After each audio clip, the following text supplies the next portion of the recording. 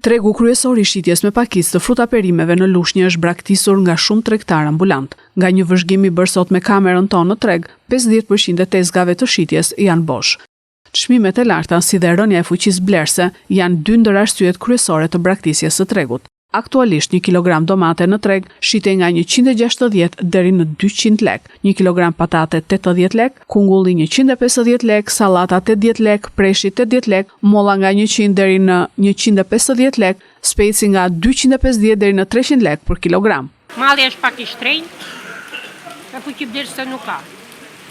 Rrim po thuash ka gjithë ditën këtu me 20-30.000 lekë xhiro, do hedhësh 4-500.000 lekë, nuk do pesh 20-30.000 lekë xhiro. Për gjithë ditën në ftohtë. Ka çmime të larta. Nuk kanë lekë. Ja, nuk kanë lekë. Ja çmime të larta. Ne kemi 25 vjet këtu orti.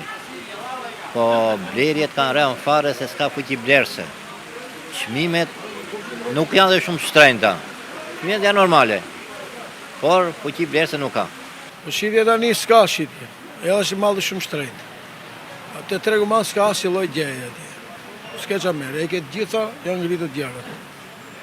Kështu dhe njerëzit s'marrin ikin. Po për të përballuar ne si përballojmë do dihet, po tani periudha dihet që janë çik të shtrenjta. Si për lulen, brokulin apo patrigjanin. Megjithatë janë gjitha zinxhir problemi këtyre, se si për fermerët, se unë jam vetë fermere, edhe për konsumatorët, po më shumë e vuajmë si fermerët edhe konsumatori. Shumë të shtrenjta janë, po çfarë do bëj?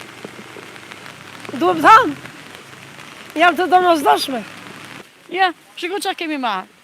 2500 lekë vetëm këto. Faleminderit. Tregu i Lushnjës, ku u investuan mbi 45 milion lekë të reja vitin e kaluar, e ka humbur funksionin për të cilin u ndërtua.